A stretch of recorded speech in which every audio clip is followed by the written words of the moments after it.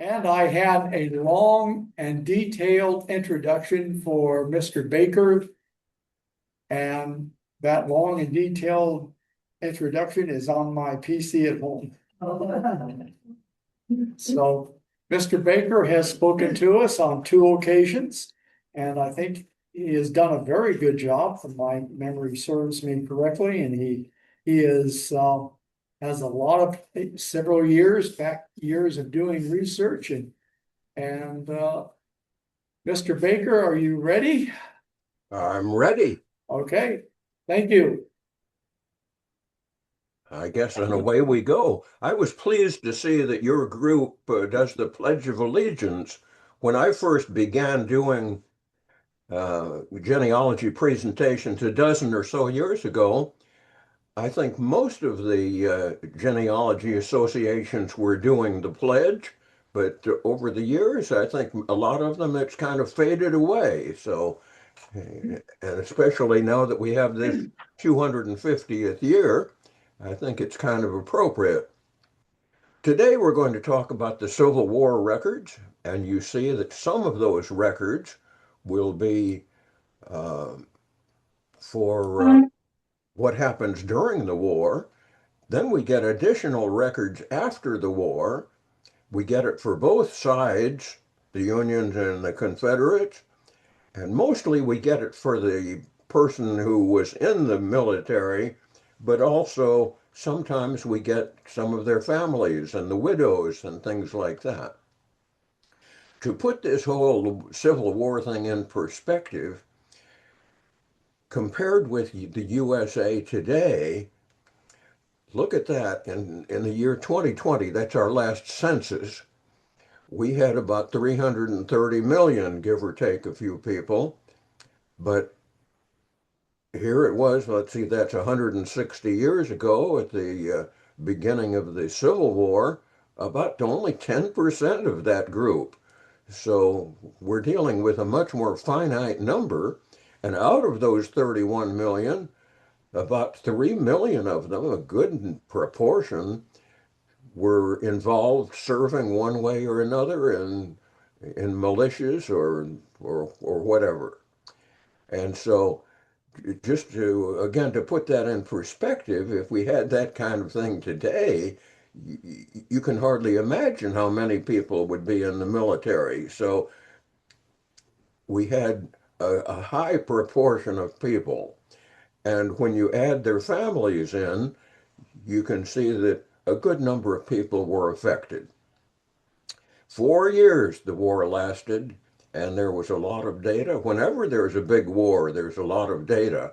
Like we have marvelous data resulting from the Revolutionary War and other wars. Every time there are people who participate. And in this particular case, we had the beginnings of photography. So we had a lot of photos. We had letters, diaries, newspaper stories.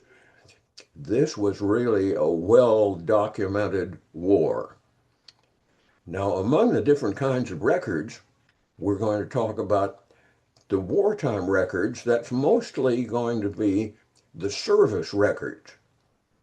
Later, after the war, we get pensions, and there's just all kinds of pension data. And then there are a few other odds and ends of data that happen mostly after the war. Well, start off and you say, do you have a veteran? Well, if you had people who were living during that time, I think maybe you've got a good chance. Maybe you had family stories about it. Maybe, but anyway, maybe if you don't know, we're going to work on that and see if you can figure it out.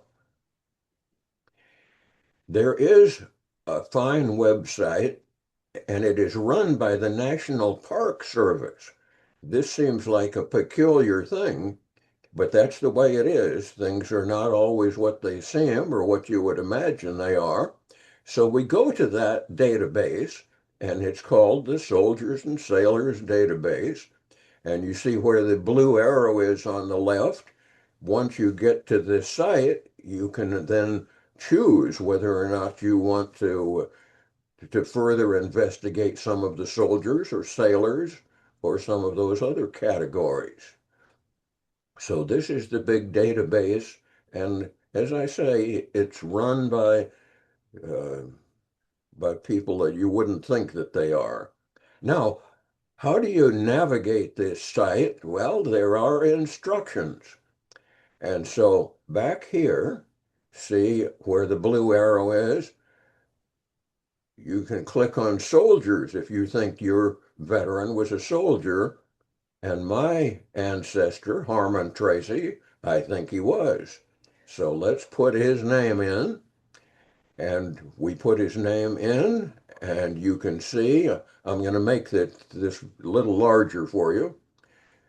You can see that he served in the 6th Regiment of the Iowa Infantry. He was a private. And we're going to look more at what they have to say about him, but we have found him. They know about him.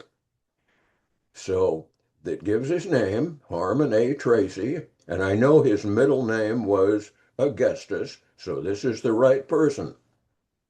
And I know that he also came out of an Iowa regiment, so this is the right guy.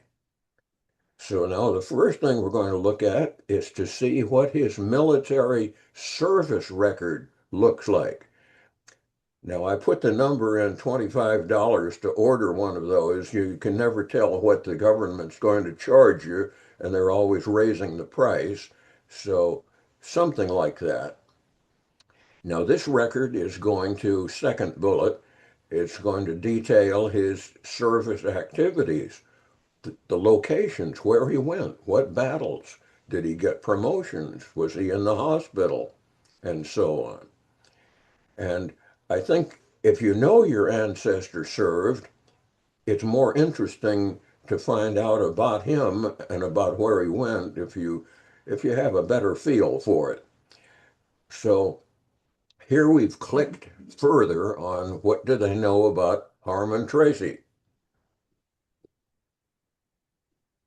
So the top blue arrow says that's his name.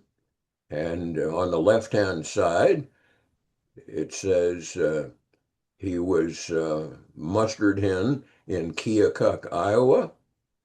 And where was he born? Connorsville, Indiana. That matches the data that I have. He was 27 years old at the time.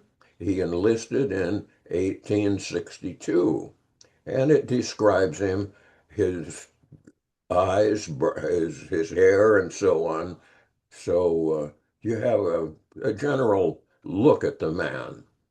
Now we're going to go a little further, and this is kind of a chronology of what he did.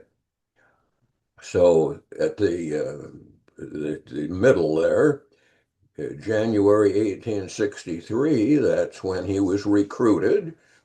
And then you see he was detailed as a fifer. They had fifers in those days. And then he did different things. He was with Colonel Oliver and he was with the band. And then you go down to the bottom, and finally he was discharged because his time was up. Now, there are other forms that, depending on your soldier, maybe different things happen to him. If he has a record of being in the hospital, if he was missing, if he was a prisoner, different things, you get different forms. Now, what if I didn't know whether he was a veteran or not? Well, I've tried to look at the Soldier and Sailor site. Another place to look is you go to the U.S. Census, and in 1910, 1930, for some odd reason, they asked the question. They said, anybody who was a Civil War veteran. Or you can go to fold 3 and see if he's listed in the pension index. There's another thing in 1890, there's a veteran schedule, it's a special schedule, which survived even though the census, the big census, was lost. Remember that.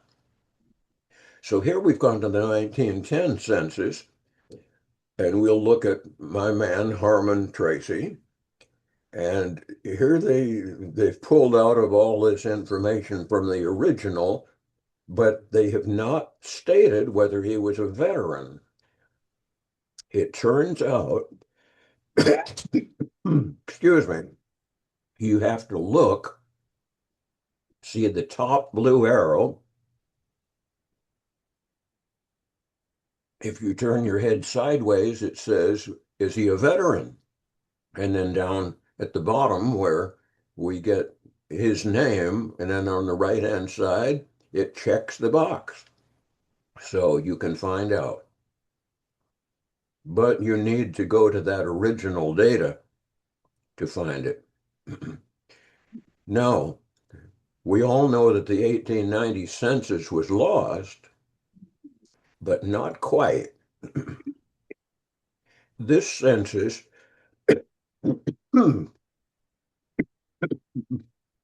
had a special schedule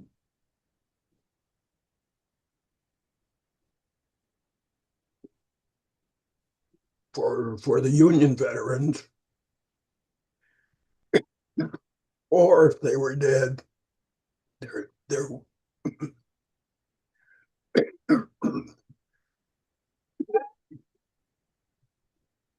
Ellie, I'm having a problem here.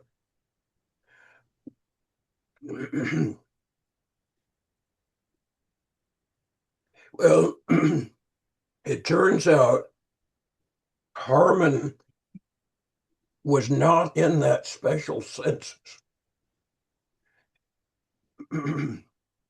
Turns out the government only has done certain states. They do them in alphabetical order. They didn't do his. But if they had, here's what you'd get. This is the special veteran schedule.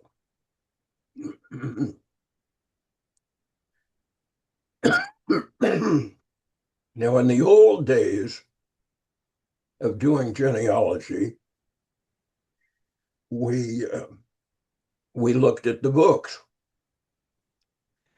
And so there are indeed some books that put together this big list of all the people who participated. Imagine that. That's a 31 volume book. So, but marked at the bottom, it says it is online.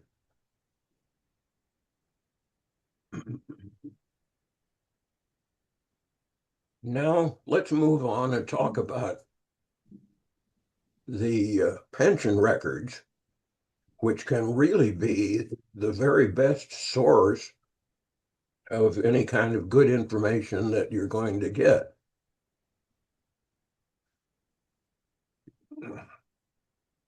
The government began making laws to reward the people who had been in the war about 25 years after the war. So this is like the 1890s. This is now 25, 30 years after the war. And so the veterans were now coming up to their senior years.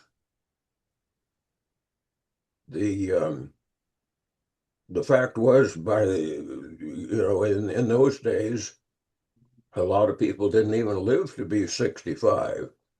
But if they did not survive, maybe their widow did, or the next of kin.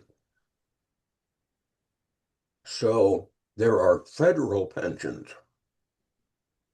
Now, we do better for the union side. We'll have examples for both sides. So we're going to look for some pension files.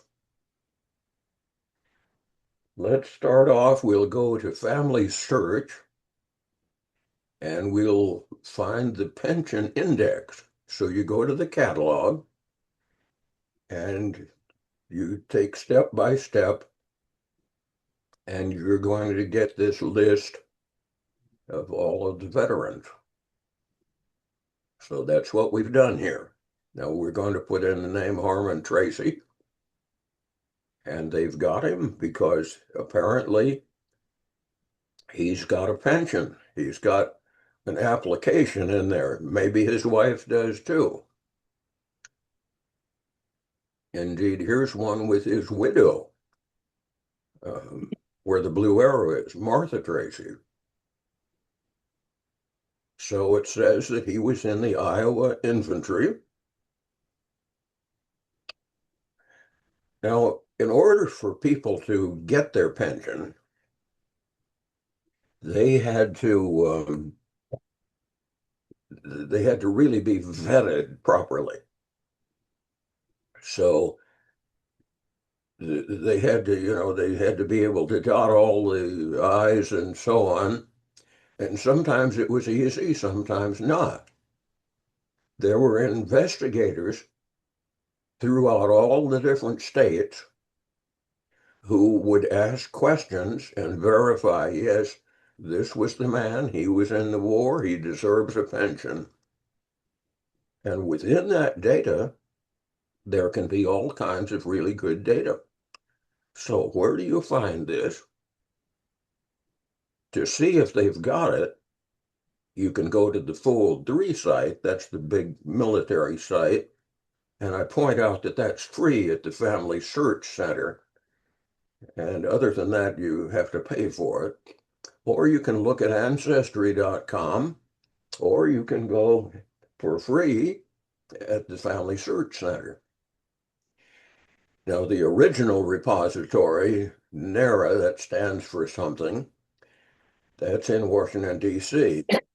Although from time to time they move some of their different belongings and archives from one site to another.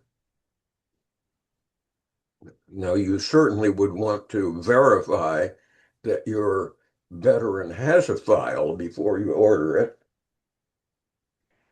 And so, to be sure, you go to Ancestry and you go to their military collection, put in the name, and confirm that they do have one. So again, we'll look at my man, Harmon Tracy. He lived to be 85 years old. And so, as we've already learned, he was in an Iowa military unit for a little more than 2 years. He was a private, he was a fifer. I don't know what else he may have done. We're going to get into the pensions. He took a disability pension when he was age 56. Then when he got to be 65, that was modified into a full pension. And after he died, his widow put in for the pension. So he was well pensioned. And he's buried in a military cemetery. There's a picture. It's the only picture I have of the man. I wish I had a better picture. He had kind of a complex life. He had, you see here, a first, second, third wife, children by all of them. And then he even had kind of a non-wife. He was like a man ahead of his time, I guess. But this makes his situation a lot more complicated than some. Now, I had some questions about Harmon. I wondered about his first wife and about her first husband because she had had a first husband and some children. And so I wondered if maybe this information would have a little bit more information about them. And then she had a brother that was noted in the 1840 census, and that's all I knew about him. Maybe there's something here. Harmon and his wife lived in Illinois. This is way before the Civil War, 1850. They each were living in in Illinois. And so here's the question of why did they get married in Kansas, which is many miles away? And then there's a question about did they ever get divorced? And so, like, does the second and third wife, do they qualify? This was a piece of the 1840 census, and all it has is the name of the head of the family. So Anna Rebecca was just a young girl, and so her father is the only one who gets mentioned here. Very faintly on the left, it says his name was Elijah Elifrid. And then it says that there was a young boy, ages 5 to 10. And but we don't know anything more about him than that. There's two girls, and so that's I know about Anna Rebecca and her sister. Now the government investigator will have questions too. He wants to be sure that Harmon really qualifies. He wants to be sure that if there's a widow that she really qualifies, that they're properly divorced and married. And so there are a lot of interviewers and a lot of people to talk to. So with Harmon's initial pension, this was fairly easy because he was the soldier. He just had to show that he was there. And so he put in for a disability pension. The Government Act of 1890 had made that to be so. And apparently he had some physical problems. And so the investigator had interviewed Harmon, checked his service record, interviewed neighbors, and did things like that. And so he got his pension. Later it was modified. Here's what the neighbor said. This is the neighbor's affidavit. And so here it tells that in um, the top blue arrow that says in 1891, that's when the interview took place. And it tells who was involved. And then the next blue arrow says, I'll read it with you, that the said Harmon Tracy is in his opinion, a permanent invalid. At his best, he believes the said Harmon A. Tracy is not able to make more than 1/4 of a hand, that he is 3/4 at least disabled. So the neighbor said just the right things for Harmon to get his disability pension. In these applications, sometimes there's just a lot of really, really good data because, first of all, the applicant had to prove that he was the correct person. So he had to say, this is where I've lived since the war. And he lists all of the different states, his occupation, he lists his children. And so here is this is what he did. So at the top, here's Harmon Tracy. He's 72 years old. And so it tells about his wartime career. And then down there, the next blue arrow, it tells he's just a small person, 5'4". A lot of people, I think, were much shorter and smaller in those days. But then it describes his color of eyes and hair, and then where he was born. And then the bottom arrow says, since leaving the service, where have you been? Well, I was sometime in Iowa, 10 years in Illinois, 12 years in Arkansas, thence to Jefferson County, Missouri. And so this really lays it out of where he was and what he did. The widow's pension gets tougher. Now it's tougher because they want to be sure that the widow is the proper widow. And so in this particular case, they interviewed at least 8 different people, and they're different kinds of relatives, neighbors, aunts and uncles, and noticed that in different states, Missouri, Tennessee, Arkansas, Illinois, Oklahoma. So the government had a lot of interviewers. So first of all, the questions relating to wife number one, I'm very concerned about that because she's my ancestor. And so we know that she had a husband before she had Harmon as a husband. We know that they both lived in Warren County, Illinois, before they even knew each other. Maybe they knew each other, but not necessarily. And we know that they got married in Kansas before, see, that's 1859. The war started a couple of years later, but we don't know why they got married in Kansas. I mean, why would they have gone way out there? And then the question is, did she get a legal divorce from her first husband? So they were properly married. So is their marriage legal? So now we're going to look for some answers. The story's going to unfold with these interviews.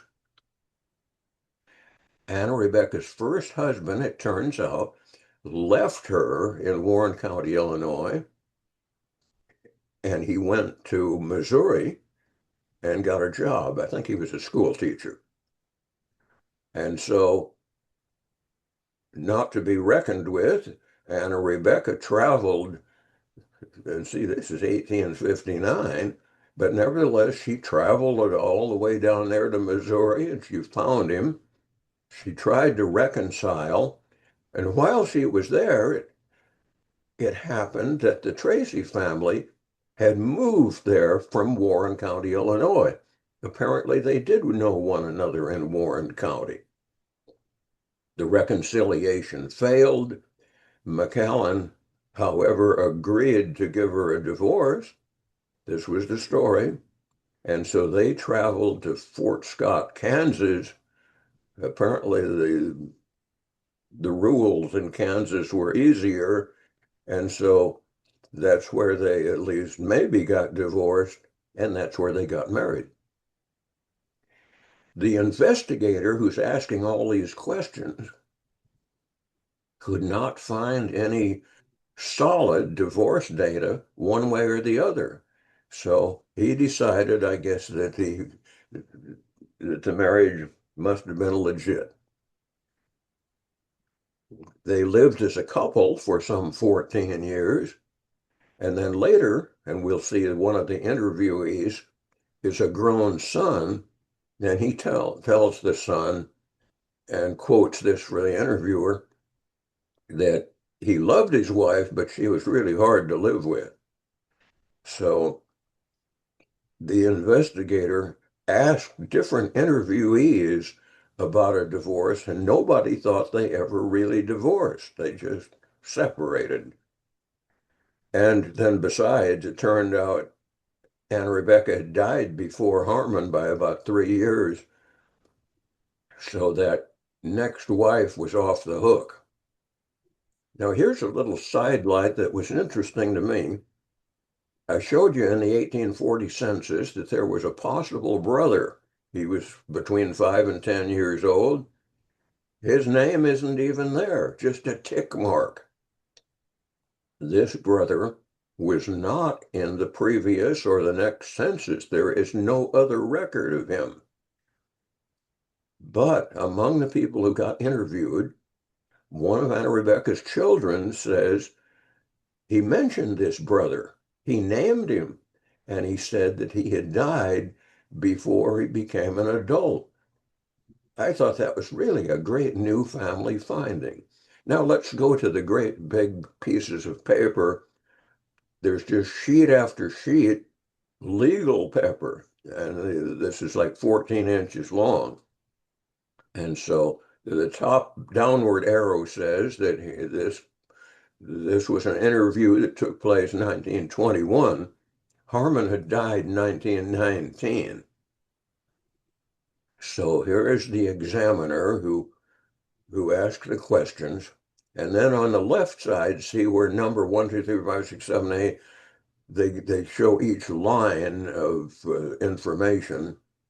And so here is where Harmon, the boy, also named Harmon, says, I'll be age 60 next birthday. I was born in Iowa. I don't know what county or town it was. My address is O'Fallon, Illinois. I'm a coal miner. The soldier was my father. The initial A stood for Augustus. My brother William was named William Augustus for him. My mother was father's first wife. Her name was Anna Rebecca Tracy, and she died 5 or 6 years ago in the wintertime. So this is the kind of information you're going to get where they just lay it all out to what they know. We're jumping all down here to line number 35. I just want to give you some excerpts of different data here. So still talking about his mother, it says on the top line, she has no brother or sister living. I believe there were only 3 children. She had a brother, Alex, who died when he was about grown, and she spoke of a sister, Mary, who died before my time. Alex is new to me. See, he's the guy in the tick mark. No, I know that mother never applied for a divorce from father, and he never applied for one from her because that was what frightened him when I saw him in DeSoto that time. He thought I might be going to have him up for bigamy, and he told me that he had never gotten a divorce from mother, but I told him he need not fear mother or any of the rest of us, unless it would have been Calvin who might have caused him trouble if he had known where he was. Calvin was not the best fellow in the world. My mother never had but the 2 husbands, my father and McAllen. Now, my mother was one of the best women in the world. So you get here a lot of family flavor, the dynamics of the family. You get opinions and you get the way that these people saw it. So now we're going to move on to the second wife, or in this case, maybe a non-wife. The 1880 census showed Harmon and perhaps a wife, at least somebody who's living in his household about his same age. But family researchers have not found a marriage record. Harmon's sister I'll have you look at what she says in a moment. She knew the woman's surname, claimed they lived together for several years, but never married, no children. So the investigator was satisfied this was not a marriage, didn't have to worry about this woman. So here, the top bullet, the top arrow, before me appeared Harriet, who being by my first sworn duty, she's the person now. She's the sister of the soldier. She says, I'm 71 years of age. My post office address is Arkansas. I am a widow. Harmon Tracy was my third brother. I am the only survivor of our family. Harmon was born in Rushville, Indiana. Now I've marked in the right-hand column here, there's some errors here. You don't always get correct information. And see, like I happen to know that he was not born. The family lived in Rushville for a time, but he's born in Connorsville. So he was really not born in Rushville. He was living in Iowa when he joined the Army. He had not been married before the war. Now, that was wrong because they got married in 1859, 2 or 3 years before the war. Now, here you pick up some of the opinions and lingo. He took he took up with Annie McAllen before the war at Clinton, Missouri. She had a husband, McAllen of Monmouth, Illinois. That's where they lived. Annie was a bad woman, and her husband left her and went to Clinton, Missouri, and she followed him there, and brother met her there and brought her to my mother's house 12 miles south of Clinton. I was then at home with mother and thus made her acquaintance. Her name was Anna Rebecca. She was pregnant when she came to mother's house. So you get everybody's opinion here. It was well known that Annie and her husband did not get divorced. The next wife or woman he had was Mrs. R., whom he picked up in St. Louis, Missouri. I think they went through some kind of marriage ceremony, but do not know for certainty about that. 1874-5, they began living together, and it goes on and on. Well, in fact, that woman comes in for some bad press. Uh, line 53 at the end, he went from St. Louis to Vineland, Missouri. She followed him there, and the people ran her out of Vineland. She had been there but a short time and was run out of there. It's my understanding that it was because of her bad conduct. This file about Harmon was 80 pages long. See, there were 10 or 12 people who got interviewed, and look, they each had opinions, thing to say, and once they said it, they just included it. Now we learn also that Harmon had a second and a third marriage, and he had moved to Arkansas, and unfortunately that wife died in 1892, but he got another wife, a third wife in Missouri, 1996. And that woman, the investigator found, did have a legal divorce from her husband, so it was all legit. The widow, Martha, was 32 years younger than Harmon, and in 1919, when she was applying, well, that was when the year he died, but she got her pension, and she lived on. 1933 is a lot of years after the war, from 1865. That's like, what, 65 or more years later. Now, because the government investigator needed really good birth, marriage, death data, he identified all of that very carefully.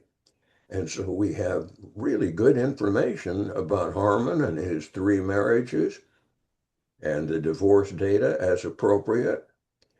The minor children were listed. And so now, what all did we really learn from these? We had some different opinions, but we did learn definitely some things that we did not know. Uh, this data about the brother of Anna Rebecca. We learned why they went to Kansas, and then this data about that other in between non-wife. We get a lot of detailed interviewed responses. We get a feeling for the dynamics of the family. And I think, in a way, this is very much like going into um, a time capsule. You go back to 1919. You can't interview those people yourself, but you do the best you can because it's all written out here. Now, how do you get these records? The government's got them in their archives. And if you don't want to go all that distance, maybe you can hire a local genealogist to look at them.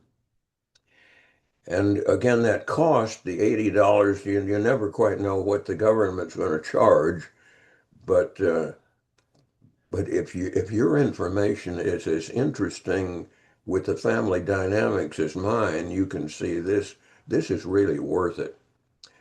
So here's where you go to the NARA site, and you just follow step by step, and it tells you exactly what to do to order this information. And then they say you can get up to 100 pages, but if it's more than that, then you've got to pay a little bit more. Now let's move over to the Confederate side. This is more difficult because there's no nation that exists anymore. And the states are not really hooked up with one another. Nevertheless, those different states did as good as they could for their people. And so at the state level, different records are available. Now, I didn't have anybody on the Confederate side, but my wife did. So we're going to look at him and we're going to look at where he was in the state of Florida. And so here is a site that I found that's called Confederate Pension Applications. It's just as good as the Union side, except in this case, it's for the people who served from the state of Florida. Now, I know that there were some stories that said that my wife had this ancestor who was in the Civil War. He lived in northern Florida, right there near Tallahassee, and he died of old age, about 1890, and maybe his wife, maybe his widow then applied for a pension. So I put his name in, and they know about him. And they say in 1904, we've got a record. And so it shows that that is when his widow applied for a pension. It lists her maiden name, which we already have in our own records. And we know that Leon County, that's where Tallahassee is, that's where they live, so that's good. And he has kind of an unusual name. See, he's Alexander Cromarty. So there he is, and they know about him. And so here, indeed, they have a record of the woman's of her record. 20 pages this time of data, so not nearly as much as what we had for Harmon, but a fair amount. And she had applied twice, so there's a fair amount of data here. Bottom bullet here, an officer vouched for him, and so what this is what the other soldier said. And so let me make it a little larger. And so here is the other soldier who is saying, yes, I know that he served, he did this, he did that, so he's qualified. And so then here is the widow who is making an application, and always this data has earlier data in it. In this case, it had data on her marriage, which was many years previously. So right across the border in Georgia, here's Thomas County, and that's going to be where she grew up. Now here is where the comrade who was also in the Confederate Army tells, yeah, I know Cromarty and he did a good job and he was there. So that's more information about that. Now here we get the wife. Let me make that larger. And so here it says, uh, who are you? I'm the widow of Alexander Cromarty. When were you married? And it gives the date of the marriage and it also the date of when he died. And so, the name of her father. So good information, the dates. And this was kind of useful because I think we'd been looking for her marriage in Florida, but it was not. It was in Georgia across the state line. So so that's what we learned, and we learned the date of death of the husband too. So she got $120 a year. She didn't make out as good as Harmon did. Now there's a variety of records, and these are all good on the union side. We have already looked at the pension records, the service records, and in a moment we're going to look at the union unit histories. So this is where we say, what unit were they in? And so remember, Harmon was attached to an Iowa unit. Now, I'm making a point here that if you know what all of the unit did, then when you go to certain battlefields and you see the reenactments and things, maybe this is more meaningful for you. So we're back to that National Park Service site, only this time we're going to look at the regiment. And so we're going to look at this Iowa group. And here it spells it out, what they did 1 week, 1 month after another. And so I picked off some of the major places. Look at all, they were in 5 different states at least.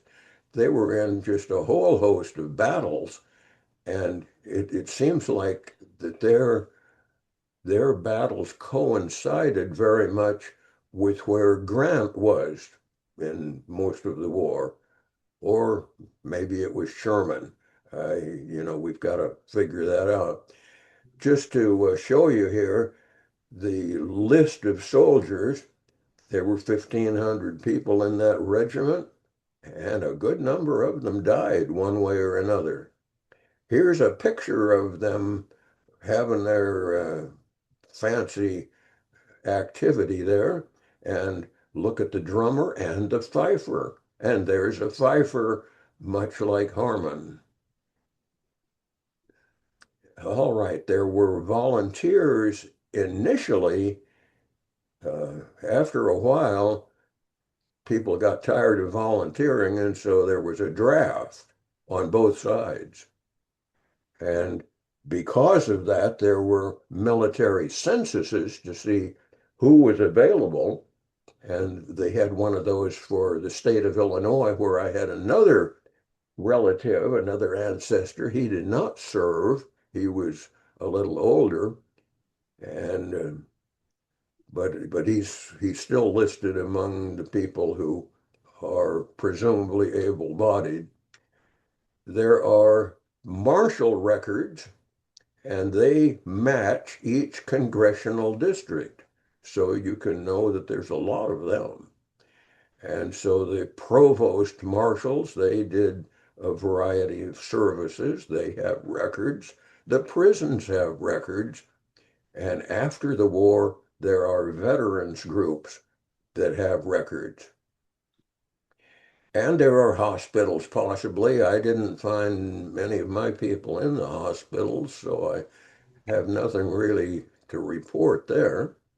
Some of the veterans, you just might have a difficult time finding them because, especially if they're in the border states, they could serve in the one group or the other. And so you never know quite which one.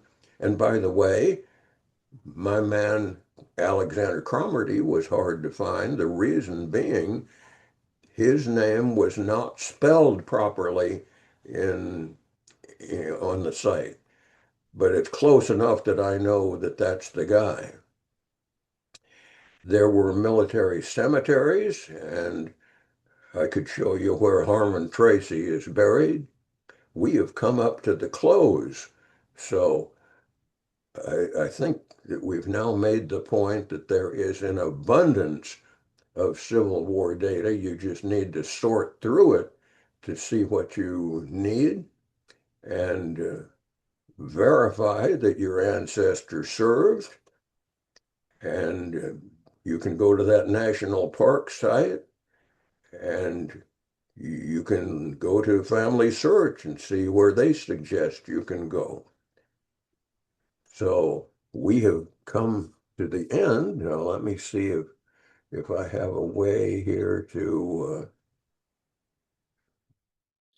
okay, bravo. So now we can look at one Yes. another's smiling faces and you can make some nice comments.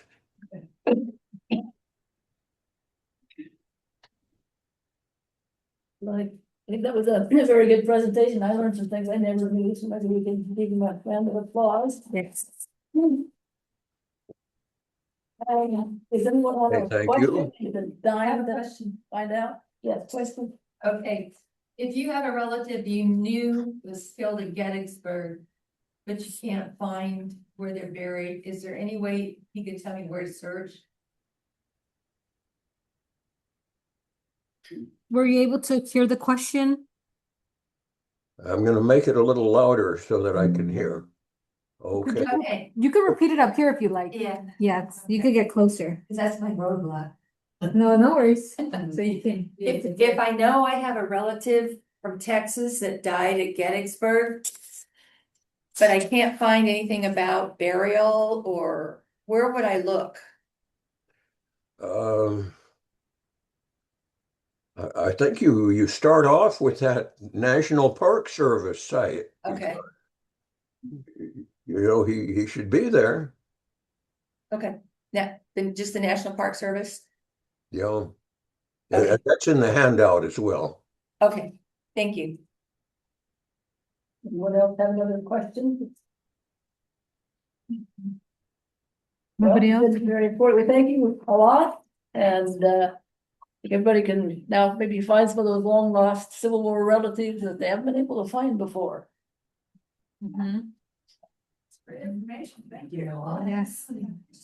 Well, thank you very much, Mr. Baker. Bud, you're very welcome, and I know that you're having your special meeting tonight, so I tried to get in there and you know, not take any more time than was necessary. So I think we got there. Yeah, good job. Thank you. You're very welcome. See you another day. Thank you. Have a nice day. Okay. Bye-bye.